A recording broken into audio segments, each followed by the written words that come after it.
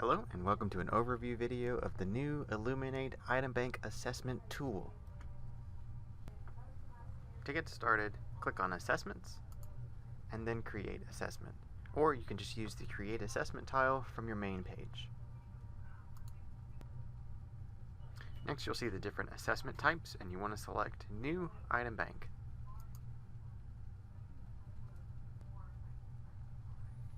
Go ahead and give your assessment a name.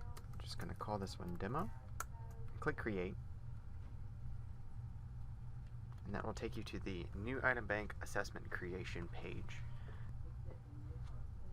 There are two main tabs at the top, Browse and Build.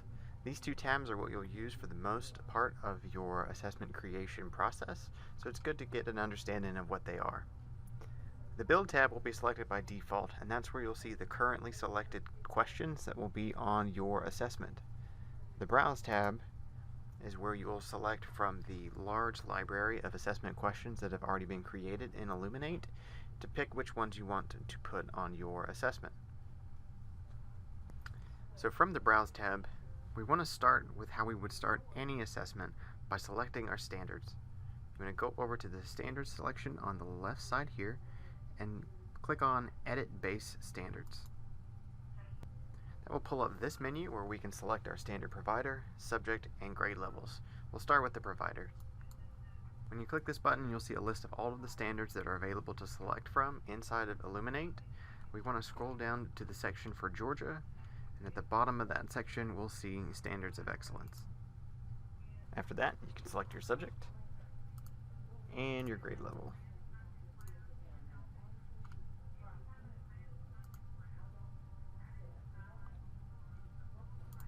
Once you've done all three, it should load a list of the possible standards that you can choose from on this list here.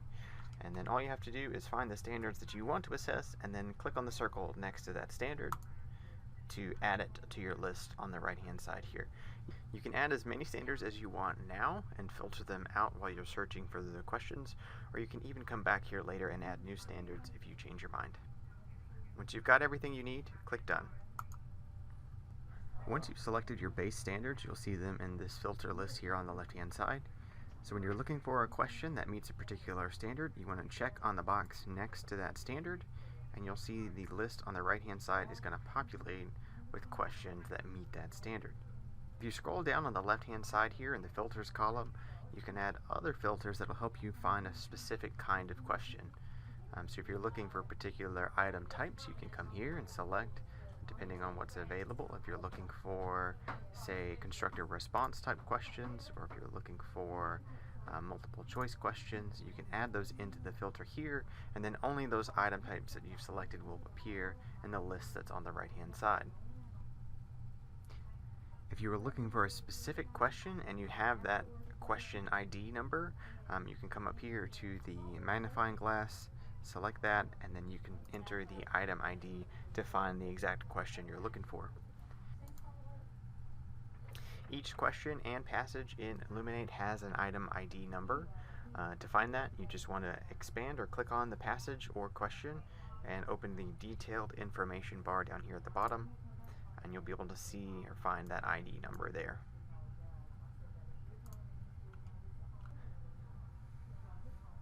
So there are two main question types inside of Illuminate, and those are going to be passages and questions.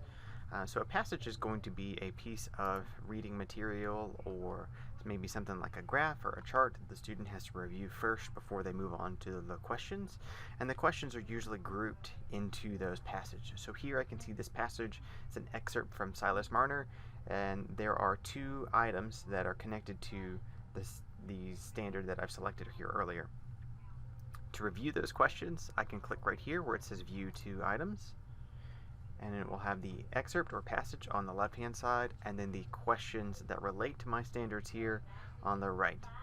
I can review the questions. Again, I can click here to show more, see more of the question. I can click here to view that item ID number that we spoke about earlier, and then I can click right here to add the item to my test if that's the item that I want to add to my test.